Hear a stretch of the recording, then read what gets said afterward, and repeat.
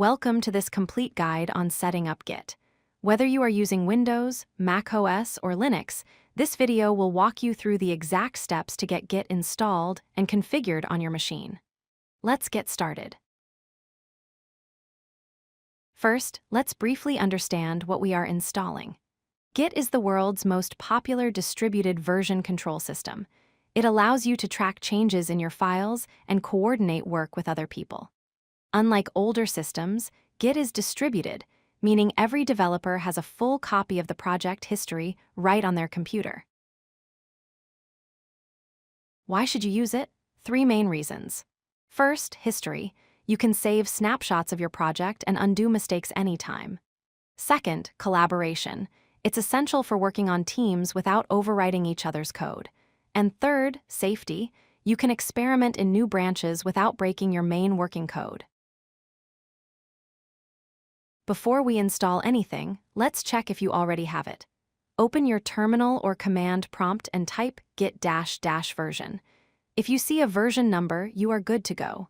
If you see an error message saying the command is not recognized, you need to install it. Let's see how. For Windows users, go to the official website at git-scm.com. Click on Download for Windows. Once the download finishes, run the installer executable. This will launch the setup wizard. During the Windows installation, you will face many options. Here are the 2 most important ones. For the default editor, I recommend choosing Visual Studio Code or Nano if you are a beginner. For line endings, make sure to select Checkout Windows Style, Commit Unix Style line endings. This prevents issues when sharing code with Mac or Linux users. For Mac users, you have 2 easy options. First, just try running Git in your terminal. macOS often prompts you to install the Xcode command line tools automatically. Alternatively, if you use Homebrew, simply run brew install Git to get the latest version quickly. For Linux users on Debian or Ubuntu-based distributions, open your terminal. First, update your package list with sudo apt update, and then run sudo apt install git. Enter your password when prompted.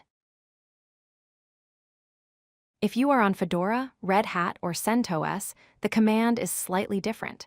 Use sudo dnf install git. On older versions of these distributions, you might need to use yum instead of dnf.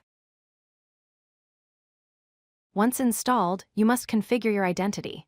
This is required because every Git commit uses this information. Run git config -- global user.name, followed by your actual name in quotes.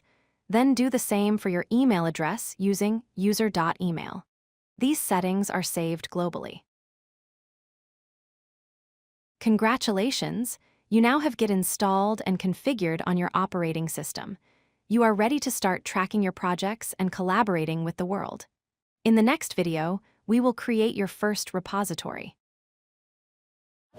If you like this video, hit that like button and don't forget to subscribe. Visit codelucky.com for more such useful content.